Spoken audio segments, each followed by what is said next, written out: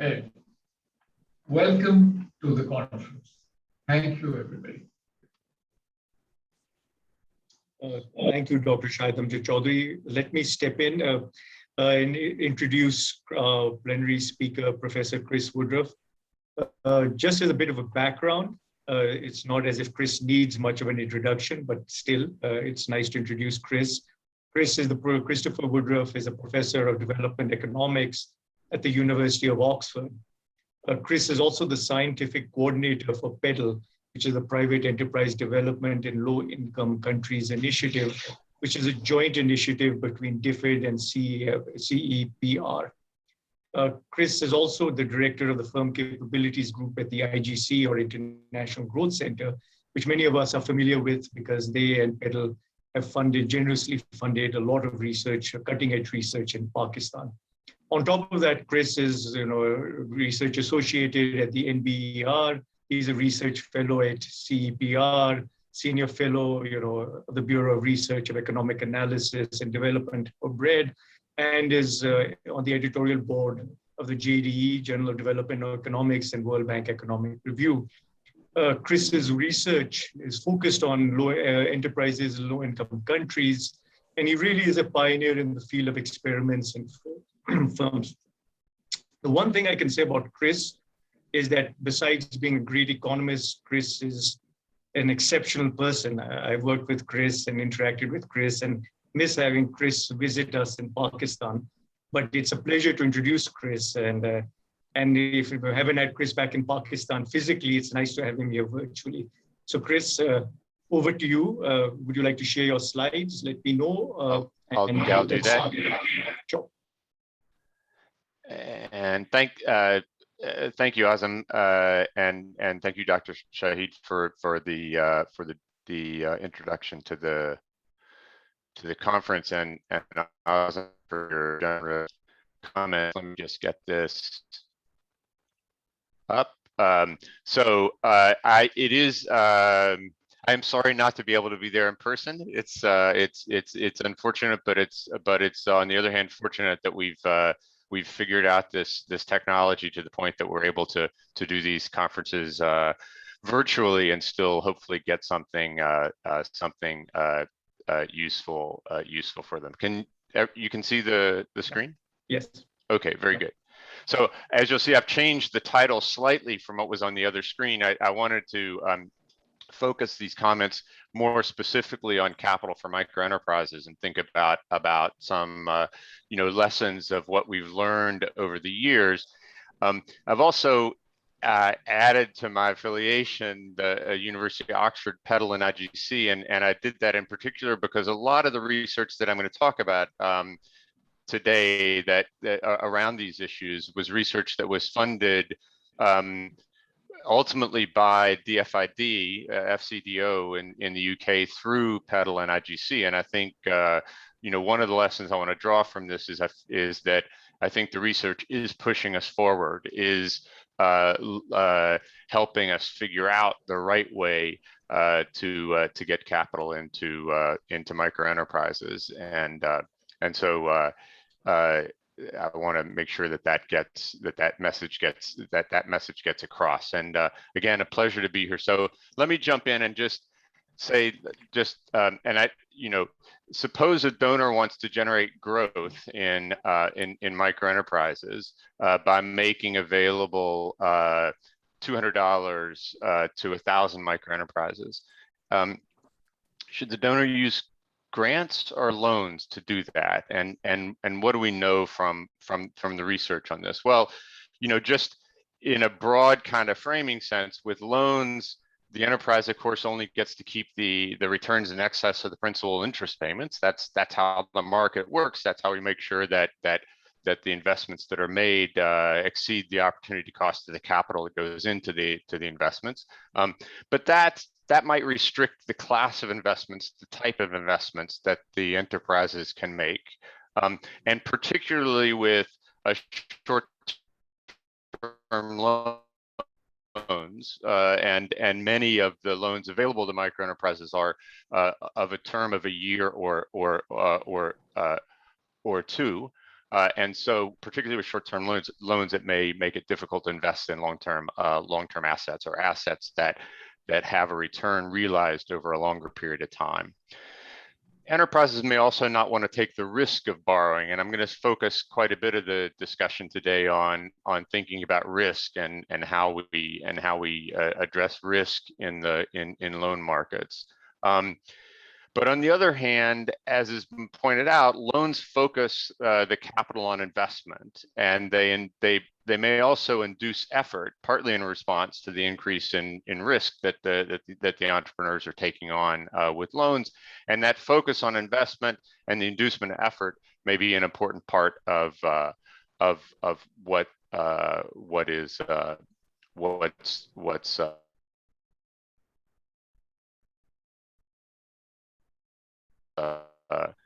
owner makes grants, the enterprises realize the entire gain of the investment, and that might allow them to invest in longer term assets. They don't have the pressure of making repayments and so forth, but it also allows them not to invest at all. And either way, everyone accepts the grant, so that there's no one who's risk ration, but there's also no one who's we aren't able to figure out if the capital is actually going to the most highly valued use of the capital.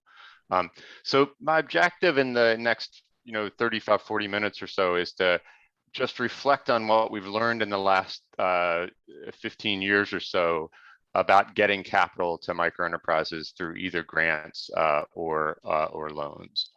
And Azam, I should have asked you when we started, how do we want to handle questions? Should I break at some point for questions, or do we want to just go through this? I'd invited everyone to submit questions in the question and answer box. If you want, we can natural breakpoints. We can see if there are any questions, or if you prefer, we could leave all of those questions for the end. I think it's probably better to have the more discussion type questions at the end, because this is going to be more of a conceptual sort of talk and discussion than a technical one in a sense. So, but if there are clarifying questions, I'm happy to take clarifying questions. So if you see something that looks like a clarifying question, perhaps you could just break in and of course that sounds good. Flag that.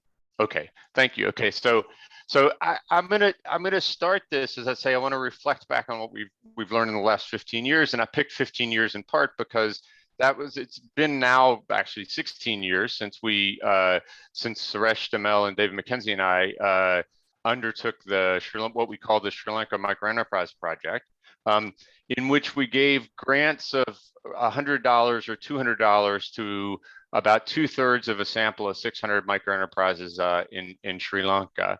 And just to recap that experience, those enterprises all had less than $100 in capital stock, no paid employees. They were in a variety of industries.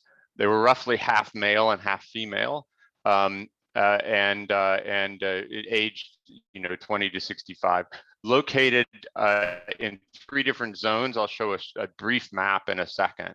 And we gave the grants in 2005 and then followed up over the following 3 years with either quarterly or semi-annual surveys. Ultimately, the control groups, the 40% that didn't get the loans, were given about $25 after the 5th wave of the survey. This is just a map of one of the regions in Sri Lanka where we worked, but this sort of this was work that we did after the tsunami. Some of these enterprises were directly affected by the tsunami.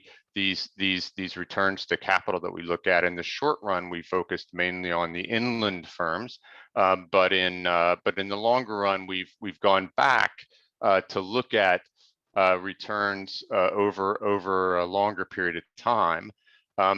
We initially found quite high returns to capital to these investments in both the indirectly affected and unaffected zones. The returns of around 5% a month for males, but nothing for females, and I'll come back to that in a second.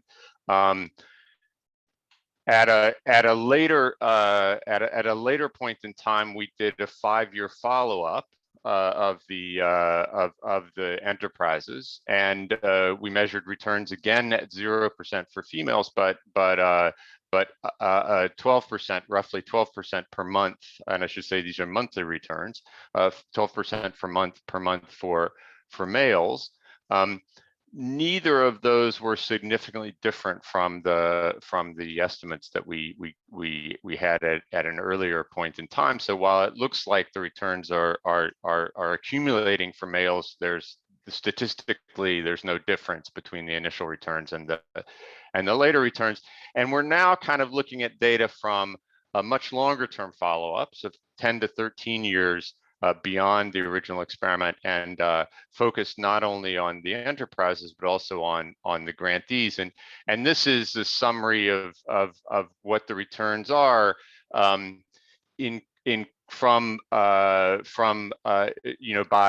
period, by time since the original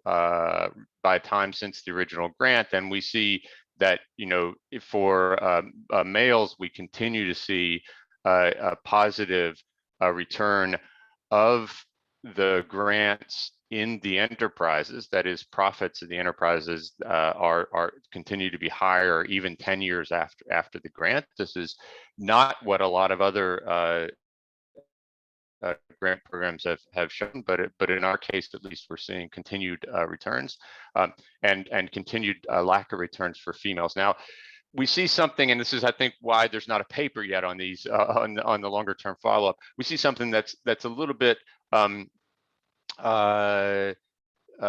puzzling in a sense, I'd say, on when we look at household income rather than enterprise income. And there's no reason those two have to be the same. But as Erica Field and collaborators pointed out, although we see no returns on the enterprise to females, initially the grants had as big an impact on household income among female owners as they did among male owners. The puzzling thing to us is that even though we see the continued profitability of the effect on profits of these initial grants in the male-owned enterprises, for both females and males we see the effect disappearing in the household, and partly this is due to the enterprises being transferred to other members of the family as the original sample retires and things like that. But that's yet to be sorted out, and it is a bit of a we do see this as a bit of a puzzle that household income has not followed the same path. So, when we undertook the SLMS, we undertook it as an academic exercise to obtain a clean measure of returns to capital. We weren't thinking of this as a policy, that grants as a policy, that grants is something that we should do. In the initial work we did on this, I had several conversations with people who came up and said, what we should do is just give everybody $100. And our reaction was, no, I don't think that's what we necessarily want to do. That's not necessarily the lesson from this. But we're rather interested in trying to understand, is there potential for growth in incomes in these enterprises if we're able to get capital into the enterprises? So again, we're thinking of this not as a policy, but as a way to show to estimate the returns, to saying whether or not we should be trying to get capital into enterprises.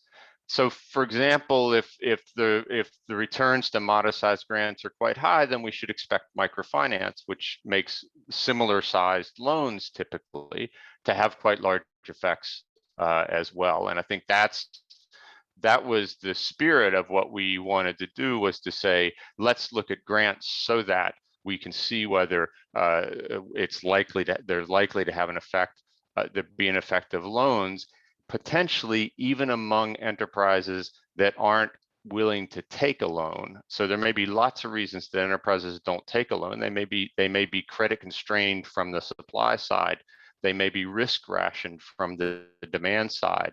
And we wanted to see we wanted to be able to say something about returns more broadly in the population of microenterprises, but with the idea that this is a gap. If there is a gap, it's a gap that would be addressed by loans. Of course, you know, there's the famous set of microfinance RCTs that were published in the AJ Applied 6 years ago, that Rachel Meagher summarizes to say, you know, that the impact on household businesses and consumption variables is unlikely to be transformative and may be negligible. And I think I would focus here particularly on the household business side, that, you know, unlikely to be transformative and may be negligible as a summary of what we've gotten out of those initial RCTs in with microfinance. So that kind of creates, I think, something of a puzzle of why grants and loans seem to result in such outcomes for microenterprises. And, you know, so one initial caveat on this on the grant side is the effects are not always large. There have been grants that have been given that have shown less substantial growth than some, and I've got, you know, literature listed down here grouped into my work with Suresh and David, work that David and I did in Mexico, Chris Blattman's work in Uganda, work with Marcel Foss-Champs and Simon Quinn, and David and I in Ghana, Blattman and Durkan in Ethiopia, all find very high returns. On the other hand, Burge et al., Fiala, Egger et al., which is a paper recently using Give Directly data, find no significant effects of grants. So it's not always the case that in every sample that's been used that grants have found that we found positive effects of grants, but there is quite a lot of evidence out there that the returns from these investments in a broad range of contexts is fairly high. So the second thing the caveat on this is that there's no evidence that I see that any of these grants are producing truly dynamic, transformative growth in enterprises. They seem to lift the level of enterprises, of enterprise profits and the size of enterprises, but they don't change the dynamics in the sense that they unlock a continuous new path of growth that leads to much higher rates of growth of the enterprises. So that's one caveat. But I want to focus instead on the remarks, most of the remaining remarks here, on the failure of loans to generate better results rather than focusing on differences in the grant. So, you know, just a quote that I like from Thomas Edison, that, you know, negative results are just what I want. They're just as valuable as positive results. I can never find the thing that does the job best until I find the ones that don't. So, you know, I think there was a lot of disappointment about the initial results on from the microfinance RCTs, but in some senses, that's a necessary step to saying something's not working the way we think it should be working, and so we need to figure out why that is. And I think that is you know, the combination of the work on returns from grants and the lack of a similar sort of dynamic, similar sort of effects of loans creates the puzzle that drives people to say, what is it that might work better here? So the failure of loans to generate growth has sort of generated very useful experimentation with the microfinance model. And again, a lot of this experimentation that was supported by IGC and PEDAL and other you know, DFID funded programs, which I think is quite important and is pushing us along. I'm going to sort of focus in two areas, one on flexibility and the other thinking about selection flexibility in a couple different dimensions. So the role of flexibility at the smaller median end of microenterprise, I should say this is probably, if there are clarifying questions, this is a good place to stop. There was just one question from Amir Jahan Khan. He said he could answer it at the end, but if you'd want to, he was just asking, what's the control for the later follow-up? He meant that the growth in firms who received the grant and the firms who did not receive the grant.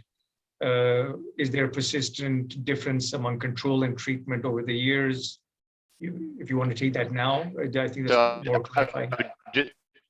I can just say on that quickly that what we call control are the enterprises that got the $25 payments at the end of a year and a half after, sort of, so they aren't pure control in that sense, in the sense that they did get some amount of funding at the time we gave that. So this I think raises a broader question, which I'll come back to to a certain extent of this, is that I think part of the difference, and especially if I go back to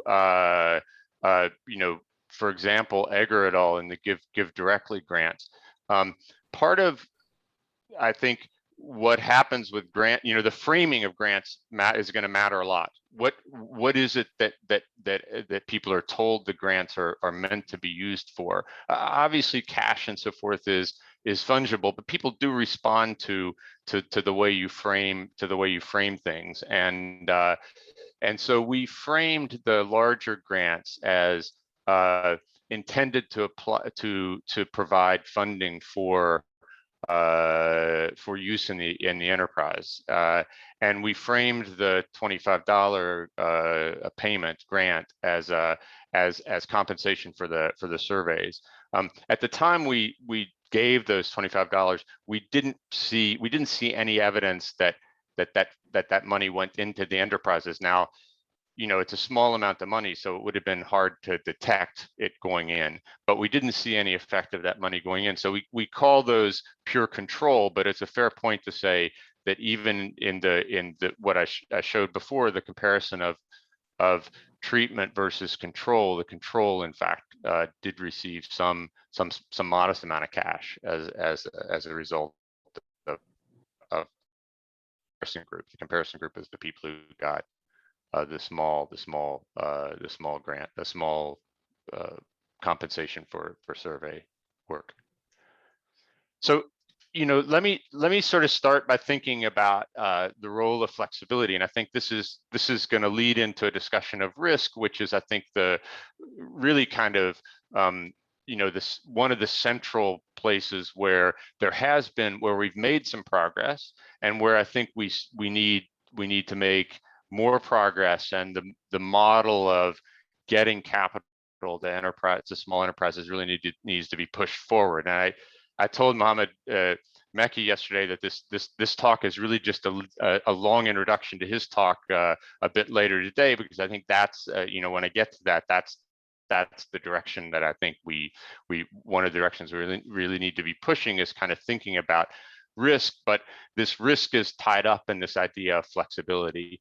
So at the smaller, median end of microenterprises, most owners, and these are questions that we had in the SMLS, and in this case, 75% of the SLMS owners said they mentally account for wages, what they take out of the enterprises, in one of two ways.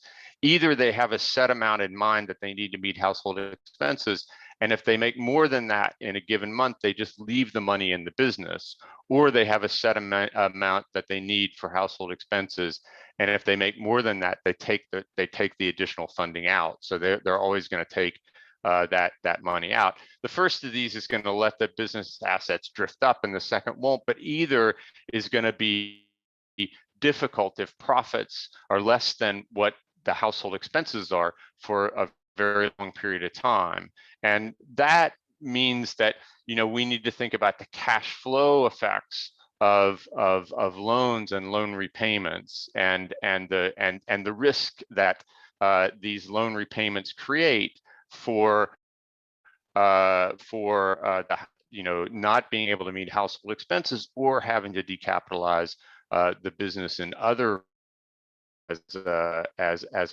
in order to be able to make the loan payments, and risk rationing, that is demand side constraints on credit, is an idea that's been around for a long time. And one example here, but it's something that I think we want to take seriously when we think about the role of loans in get capital in enterprises. So Erica Field and started a conversation with a paper in 2013 on grace period loans. Started a discussion in flexibility repayment. Greg Fisher also has some theoretical work that kind of thinks about similar kinds of constraints on the types of investments that people make, but focused on group lending versus individual lending. A large share of the MFIs have now moved to individual lending, so that may be less of an issue. But this idea that the contract has an immediate repayment requirement starting from week 2 or at least month 1, and is still that's still the standard contract in most MFIs. And so this original experiment was one that's let's allow people to have a 2-month period before they have to make any payments. And what do they find? They find that the grace period group invests more of the loan. They have much higher profits, and the profits are 11. If you compound them back and say they reinvest the profits monthly, you get a compounded return of 11%, 11% a month. Very high, but not so much higher than what we found in Sri Lanka. And the result is that capital in the business is about 82% higher at the end of the survey period after. But default rates are also much higher. So their take from this, and I think a reasonable interpretation of the data, is this is the entrepreneurs are making riskier investments. Those riskier investments are higher return investments, and that's perhaps what was happening with grants that may not typically happen with loans because of the immediate repayment cycle. So there are a couple of further iterations on this. And Agarwal have a nice paper in India that allows a delay for 2 months at any point in the payment cycle, not necessarily at the beginning. So their experiment nests the first nests the field at all experiment, because somebody the first 2 months as the flexibility months, and then Battaglia et al. have a paper in an experiment in Bangladesh with BRAC that allows deferral of payment twice at 2 separate times. At any time during a 12-month cycle, where the loan is just pushed out by another month when they defer the payment.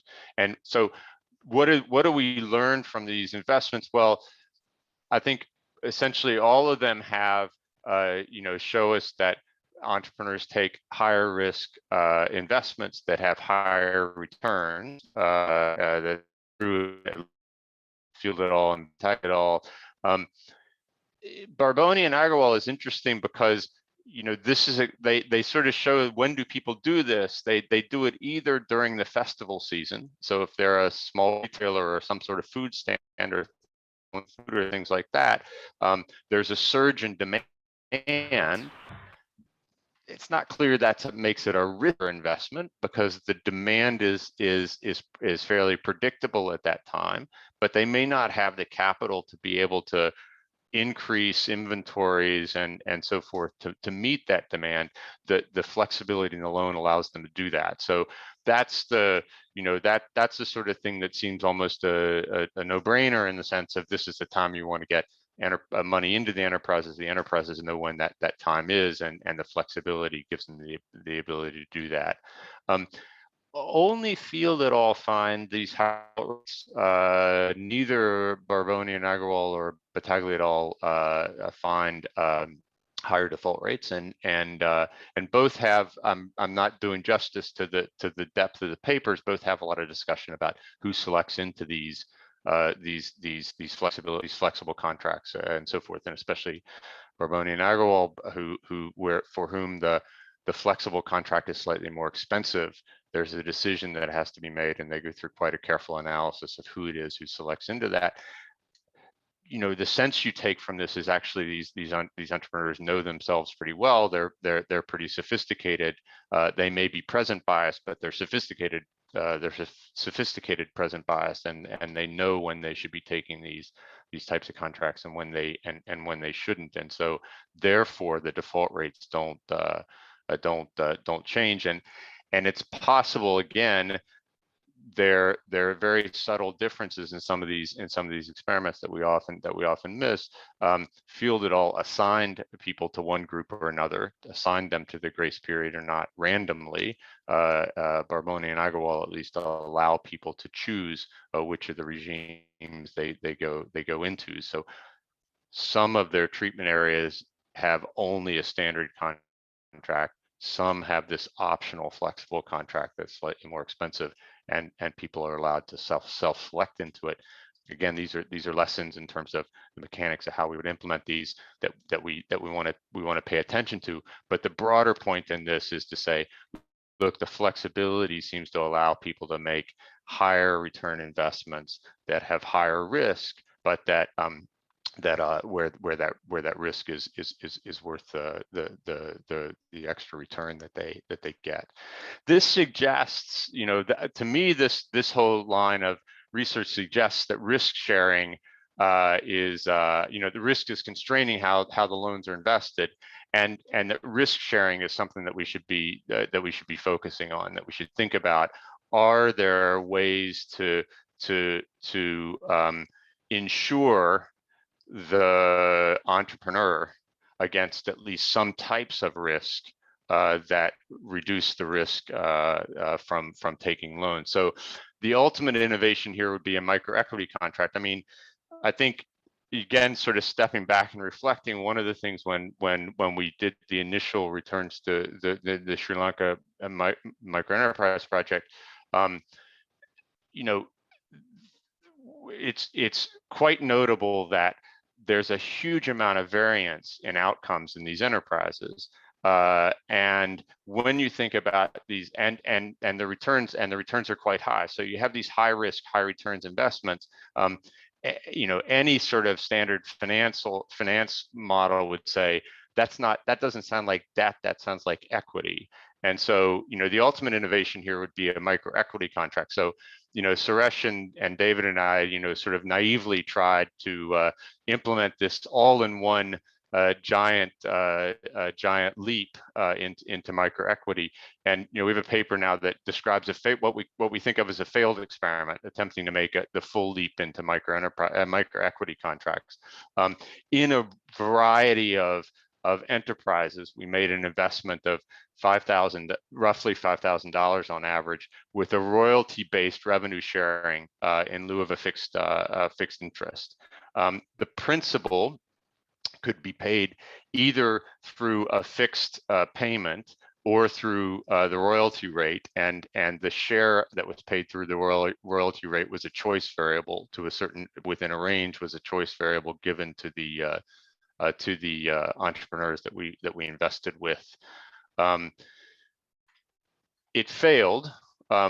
We you know, in I guess half the cases got almost nothing back from the enterprises. The failure came mainly from non-payment rather than underreported sales. So we don't doubt that there was some underreporting.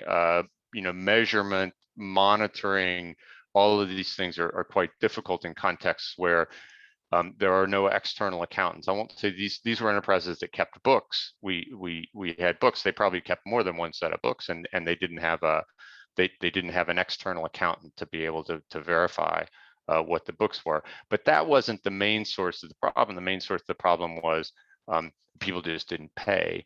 And among the many lessons were that the Sri Lankan legal institutions didn't recognize the contract that we had as collateralizable. So although we had the asset that we invested in as a joint venture where we actually owned the asset, we weren't able to actually seize the asset because the courts didn't recognize the contract as the way they would have a debt contract. And so, there may be in some cases changes that need to be made in terms of institutionally to be able to allow some of these things.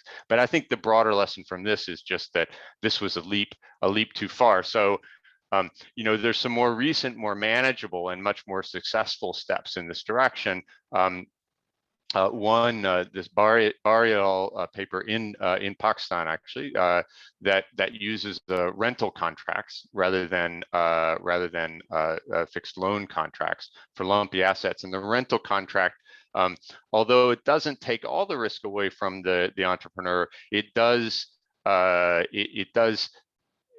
give the entrepreneur an out if things really work out badly, that they're able to return the asset to the lender. The asset is sold, and any proceeds, if there are net proceeds from the sale, net above what's owed by the borrower, by the firm, are returned to the firm, and otherwise the asset is just gone, and it's so that takes some of the risk away from the entrepreneurs. And then Kordar et al., and again, Mohammed's going to talk about this paper later today, where there's credit to purchase of fixed assets where the payments are linked to measurable sales. And I think in both of these cases, in the first, it's certain classes and certain types of assets that are quite common, tuk-tuks, sewing machines, things like that, but where the asset is identifiable.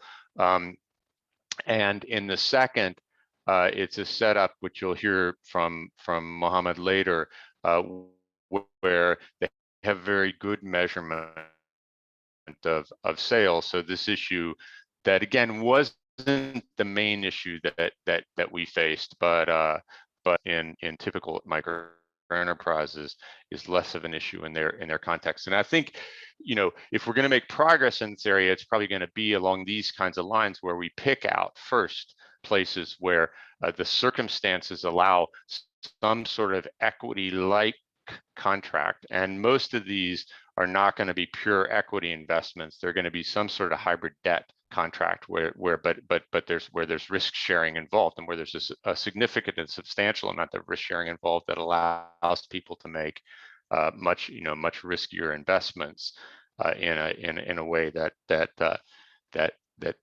they can handle. So flexibility on a different margin. This paper by Bruno Crepo and all, randomizing loan applications. So they take a group of loan applicants and randomize them either to receive the loan they applied for, or to receive a cash or in-kind grant as a surprise, or a control.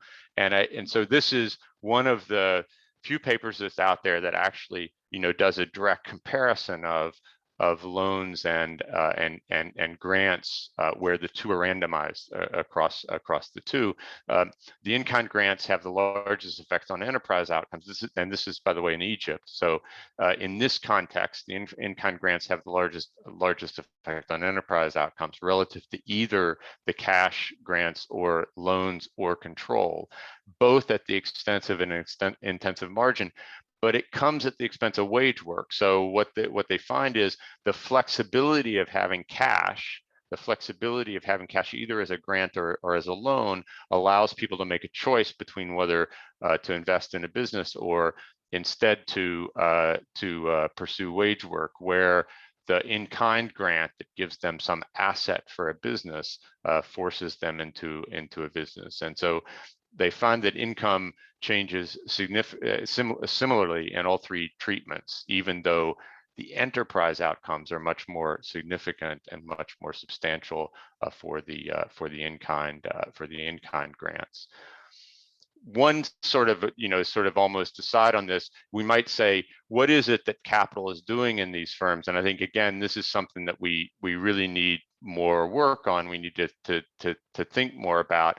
One is it just increases scale. It allows people to do more of what they're already doing. Another is it allows them to do a different activity that's complementary to the one they're doing, or that's related to the one that they're doing. Complements maybe in production. That is, it's a lower,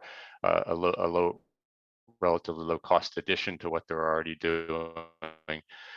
But it's also possible that the grants either crowd in human capital or management practices or something else that's actually changing TFP. And there's a working paper now, James Cole and Quinn, using our data from Sri Lanka and also the data from Ghana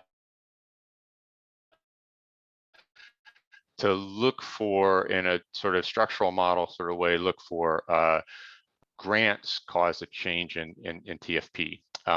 And there's some evidence that's the case. It's not the strongest evidence that but there's some evidence that that's the case.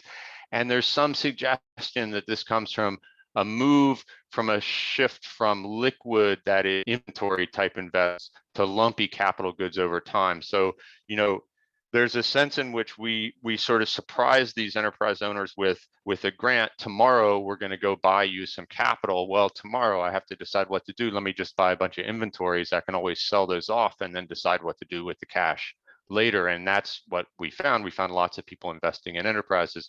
What they say when they look at the data more carefully over time is that they see a shift of some of those grants into more lumpy capital goods over time. Again, I think this is a direction that we need to kind of begin to unpack much more what's going on within the data.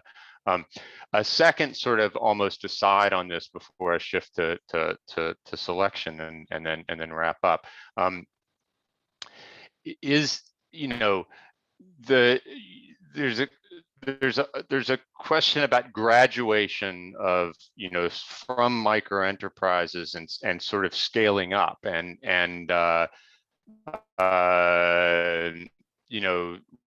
moving from into larger loans. And I have here whether the larger loans are supplier demand constraints. So it's if we want to shift from sort of flexible investments, inventories and so forth, into lumpier investments, what's the right way to do that? Maybe in a sense that's easier to do with grants, again, because I don't have to take the money out for loan repayments, but maybe we just need much larger loan sizes. So there's a now working paper by Gary Bryan, Dean Carlin, and Adam Osman, and I've put Osman in capital letters here because this is a project that was funded by Petal, I think in the first round of funding we had in 2012, and it started in South Africa and then went to Philippines and then came back to Kenya. And then finally, when Adam got involved and it went to Egypt, the project was actually implemented. So I give Adam all the credit for this, and Garrett and Dean a lot of shtick for having 4 times this means 4 countries. They gave loans that were 4 times the size to larger borrowers of an MFI. And they find rather modest effects overall, but some interesting patterns in heterogeneity. They sort of break these entrepreneurs into things and ambition and so forth. The go-getters take the larger loans. They push their business in a new direction, often going in scope rather than scale.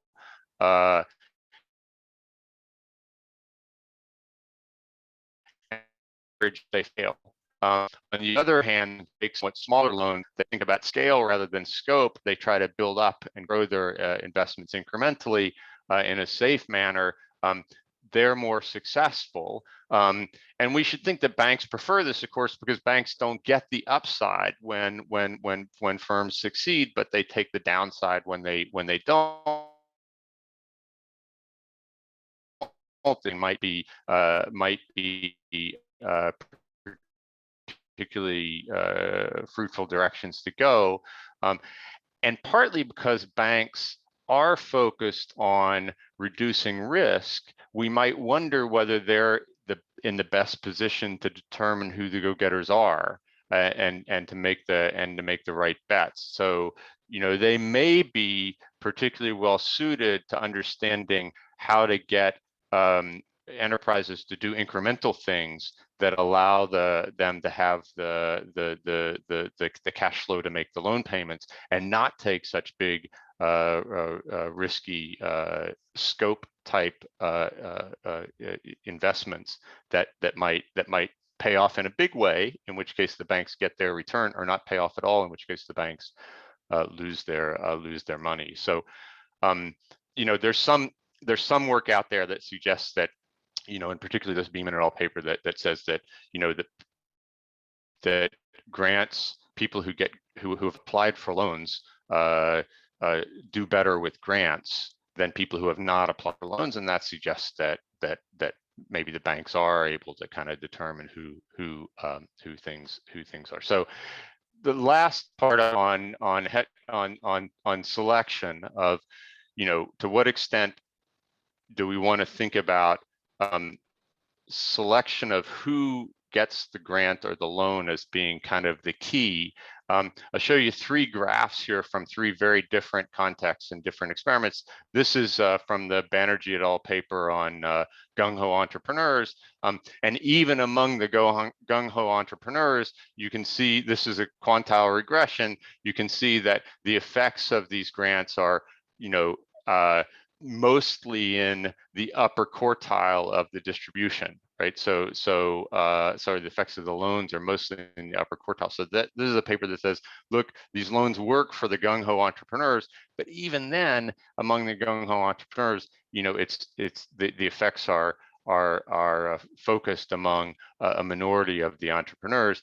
This is our project from Ghana, which again shows no difference in returns up to about, or in profits up to about the 60th percentile for cash versus these cash and equipment versus control. And then in a smaller portion of the sample, quite big differences, and in fact at the very top, very, very large differences. And in a slightly different way, I'll go back to this figure that I showed you before to point out something different, which is when we look at the returns, the increase in profits in male-owned enterprises, the point estimate doesn't change all that much over time, but notice that the variance in the estimate increases quite a lot. So this is sort of saying over time, the effects get spread out. There are people who go back to where they were. There are people who do quite well and expand the business quite a lot. So this shouldn't be surprising. Heterogeneity has been a hallmark of the microenterprise sector, of the informal sector, for a long time. Lisa Petey has this paper from a long time ago that says, forget about the informal sector. We shouldn't be talking about it, but it's too heterogeneous. There's too much going on there. That's going to be true with these microenterprises. It's a very heterogeneous group. We shouldn't be surprised that we see this sort of concentration of results among a small share of those enterprises. It's one of the most consistent results. It's, if you go across all these surveys, the one thing you find is that the effects are concentrated at the top of the distribution. An obvious challenge of this is that we might need very big sample sizes to be able to have a large enough number of superstar enterprises, especially if what we're doing is kind of picking random samples or even samples of loan applicants and not somehow selecting out who these superstars would be. This is a reference to the paper that David Stresha and I have on informality, where we see the same thing. We induce firms to formalize. That formalization has massive effects on about the upper fifth, from the 95th percentile up, so at the very far right-hand tail. But that's such a small number of enterprises that it's really hard to say that whether this is by chance or actually a real effect. We needed a different sample, in a sense, as it were, to be able to find a sample of those firms that are in the 95th percentile and then randomize within those. So that sort of suggests that we should think about selection and identifying enterprises that perhaps with the highest returns. You know, the question of whether we want that's what our goal is, and it's not always the goal to find the enterprises with highest returns. We might have other objectives, but to the extent that we do want to find enterprises with higher returns, we can think about ex ante strategies. And I you know, the very nice paper by Resham Hassam and Natalia Gola and Ben Roth on using community information to identify who has the highest returns to investments in microenterprises. We can use post strategies and machine learning kinds of techniques to identify who the fast growers are, as in a sense Banerjee all do. That'll be viable if the patterns don't depend too much on context.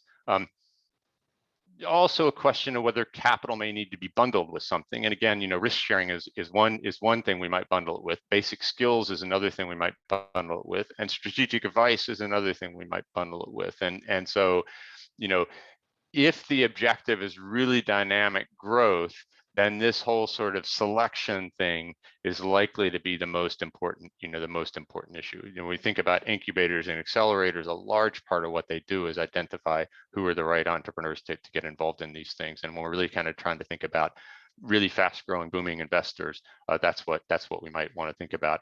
I thought I had something in here. I don't see it, so let me just mention quickly. It may be that fast growth is not what we're, you know, focused on. If we think about the targeting ultra poor programs and so forth, it's not clear that we're so interested in growth. We're interested in poverty alleviation. We're targeting in a different way. We're still selecting a sample, but we're selecting in a very different way, and that's you know, that's important. So let me just sum up. What have we learned? I haven't answered the question, by the way, yet of whether grants are a policy. But let me get through this slide, and then I'll say something. I'll say something about that. So do the results all show a consistent story? No, they don't. But then we shouldn't expect them to. We've got, you know, the experiments come from different samples and very different contexts, and I think sometimes we pay too little attention to what the sample is and who the compliers are in an experiment, because everything we learn from the compliers, and that's going to tell us something about what that has. So if we take, you know, the Beeman et al. Work seriously, then grants do better than loans, but grants conditional on loan eligibility, that is a selected sample loan eligibility, do better than grants in a random sample. And so, you know, there's some mixture there of grants, but grants given to people who otherwise would have applied for and gotten a loan. The effects may be sustained over a longer period. You know, we find some evidence of that in Sri Lanka, or not. And you know, Chris Blattman et al. in the Uganda experiment they did find that the effects go away after 6 years. Beeman et al. Also find their effects go away, and in general, this variance increases as in the treatment effect. The variance in the treatment effect increases over time. So you know that I think what we're seeing, even the places where on average things are sustained, is a lot of heterogeneity in that average, and sometimes it's sustained and sometimes it's not. We're often looking for a theory that explains the patterns, but there's almost certainly going to be more than one theory in play at the same time, and certainly in different contexts and with different samples, it's going to be different constraints and different theories that come into play. So, you know, in going back to the original question, I would say that I think the place we ought to be pushing, and I think where we have pushed in this literature, is figuring out how to make microfinance, which is ultimately going to be more sustainable for pushing enterprise growth is to make microfinance work better rather than giving up on microfinance and thinking and focusing on loans. I think we want to think about how we make that work better. I think there's a lot of interesting work going on in that direction, particularly in the direction of risk and risk sharing. And so I just a final thought that I think this is really a good example of this whole literature is a good example of research fostering innovation. The grants demonstrated high returns. The MFI experiment showed a lack of dynamism, maybe not quite as impressive results as we might have, some people might have initially expected. But the experiments with the MFI model are pointing to tweaks that make loans comparable with a higher return investments, and I think that's again the direction that we need to be pushing on this and pushing further on this. So let me stop with that and go back to you, Asim. Thanks, Chris. That was amazing. Also, you timed it perfectly, which shows your level of skill. I have a few questions from in the chat box. Maybe I'll give them to you and you can answer them, and then we'll open it up to the rest of the people, the participants. Ibtisam Khalid said, would you say that the strictness of the loans or grants had an effect on the returns on capital? Is it possible that grants just go into the pockets of owners, but in the cases of loans, it has to be repaid? Does that mean that the mode of raising capital is important? Yeah, so I think this is a good question. So I think there are, again, there's been a lot of discussion about the discipline that loans convey on people. The fact that I have to make have to make repayments and so forth is discipline for how the money gets invested and whether it gets invested and so forth.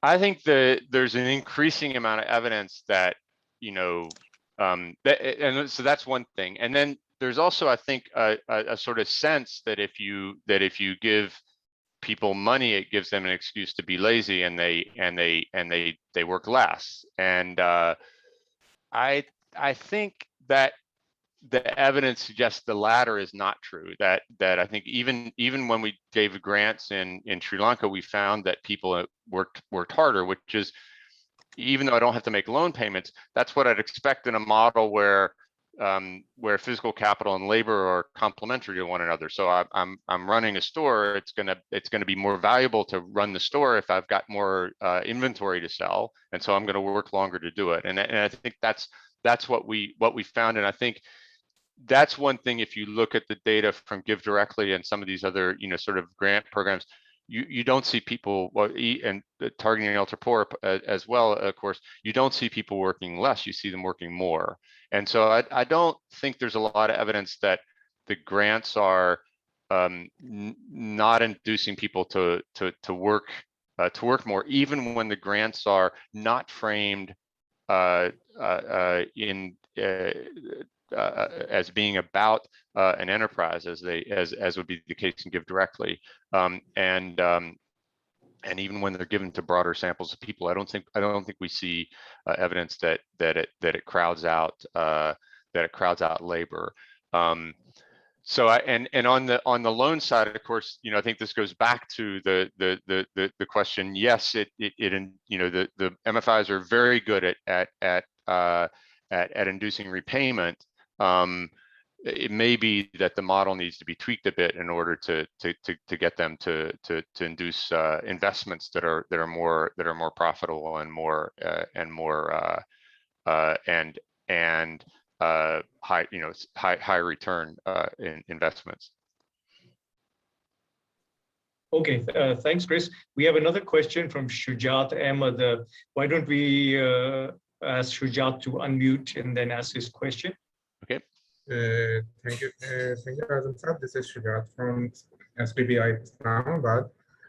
Professor, my question is how to control crowd-out effect if in between the process government is involved in the business while dealing with different financial institutions, including MFIs. Thank you. So you mean crowd out of other sources of finance? Crowd out for other people, other people who want to get money from these financial institutions, I see. including. I see. So again, I think this is a place where this is, in some senses, why I would come back to say, look, what we need to do is figure out how to make the loan model work better rather than focus on grants, because crowding out sort of takes care of itself with loans, in the sense that I mean, that's, again, it's a market mechanism, so that we set an interest rate. You have to have a return above that interest rate in order to be interested in the loan. Now, risk is a big thing we have to worry about in this, because it's the risk return that the entrepreneur is going to look at, but again, that the allocation mechanism is likely to be much better in loan programs. Now, you're going to be back to this issue of how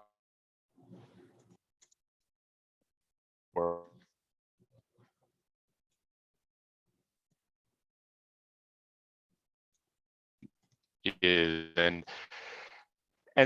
that's a place where you might want to then start to think about some of the selection kinds of methods that either Hussam et al. Or four groups have used to kind of identify who are the right people to get the grant, if it's a grant, or the loan if it's a subsidized loan, and it's going to be then have to be a mixture of those.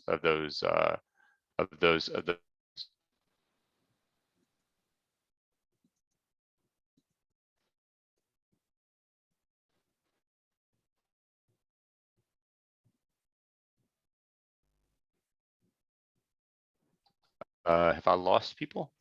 Oh, sorry, Chris. I'm sorry, my internet connection was a bit spotty. We have a question from Farah Sayed. Farah, do you want to unmute yourself and then go ahead and ask your question, please? Hi, thank you. So my question is partially already answered by Professor Woodruff, but just to explicitly ask, how do we separate the effect of maybe the grant leading to self-selection into more safer sectors? Let's say for women, it might be something that they do at home, but for men, it might be something that's riskier. So how do we separate the fact that grants would lead to perhaps more risk-taking versus loans just basically leading to something that's safer, but allows guaranteed returns that can be paid back to the microfinance firm, for example? Thank you. Well, I think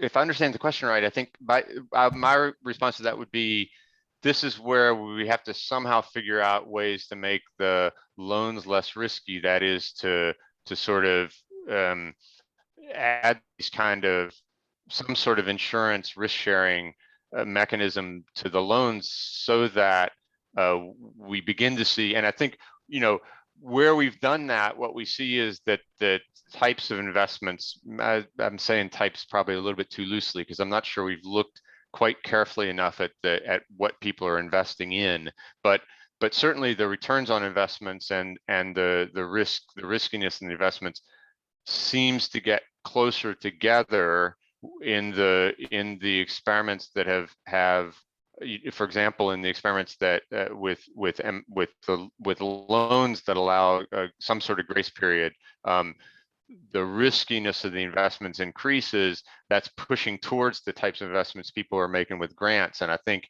that I think is the way I would think about how we're going to determine whether the riskiness of the investment and how that differs between loans and grants is the way we're going to determine that is to push loans to be closer to grants to allow risk sharing and so forth, and that's going to then allow us to see is that what are people making investments in a that look more like the investments they would make with grants. I'm not sure I answered that I'm sure I didn't answer it very clearly. I hope I answered it, but follow up, Farah, if I didn't, if it. No, yes, you did. Thank you. Thanks, Farah.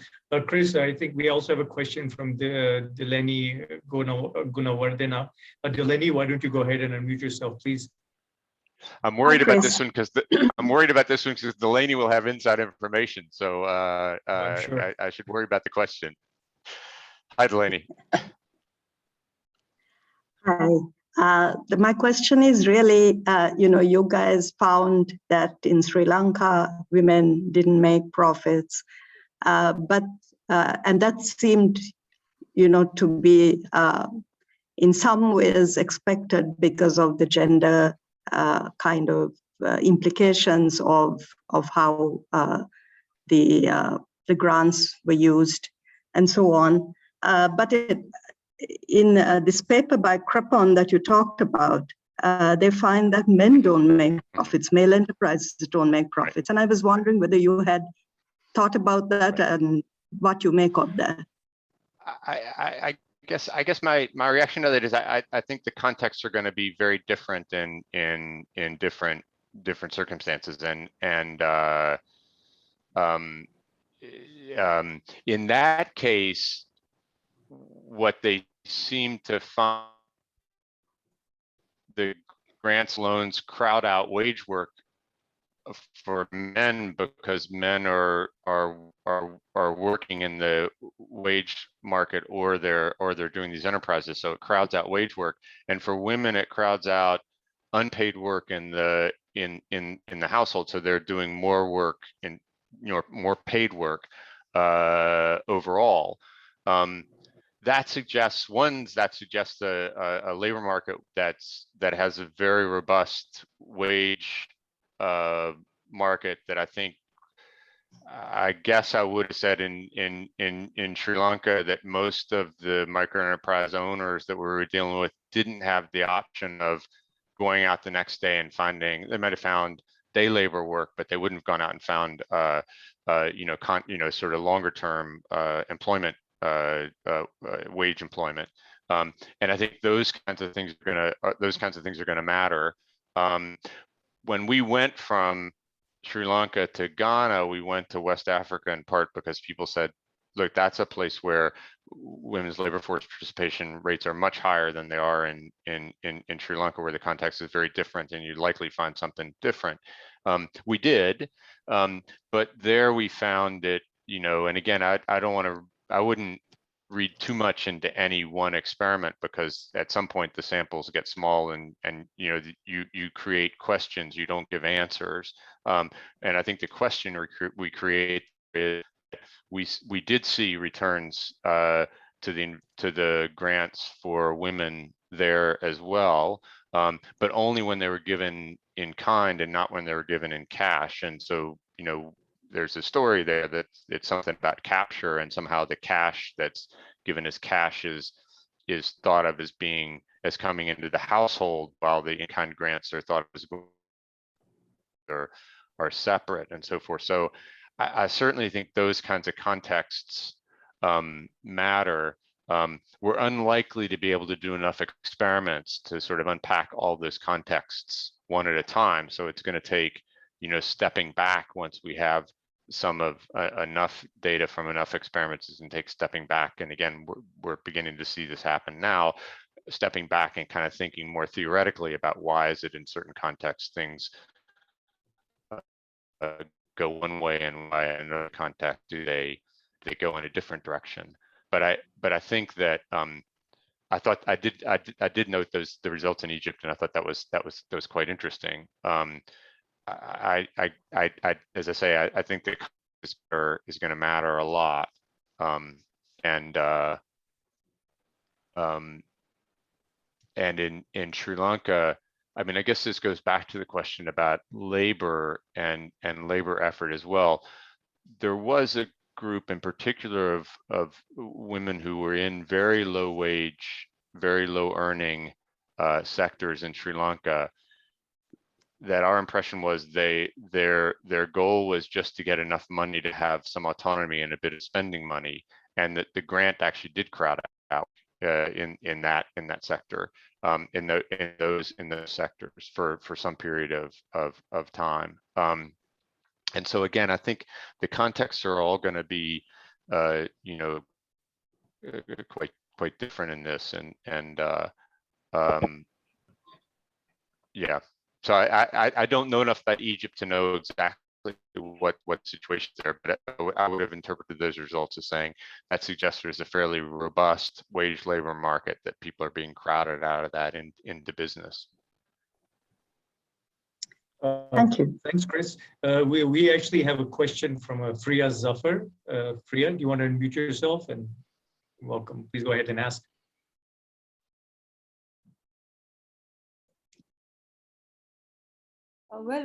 I think one part of the question is really that has there been research on the amount of the loan that is likely to lead to positive results?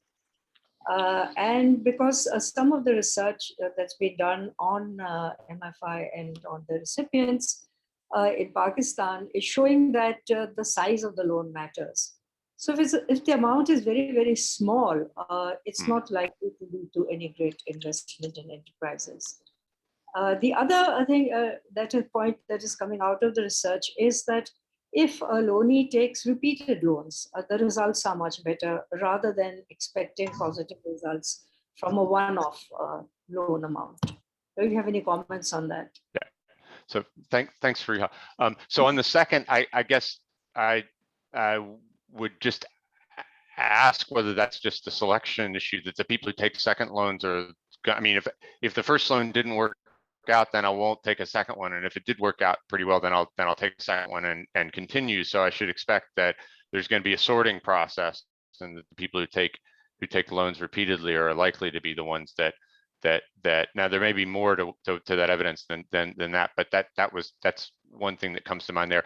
On the first, I think you're exactly right, and I think that's exactly kind of where we need to go. And again, I would point to two papers that I mentioned here. The one Bari et al. Paper on the rental contracts, which is much larger, several times the typical loan size in order to buy this larger asset, and the Egypt paper, the Bennett et al. Paper, they gave loans 4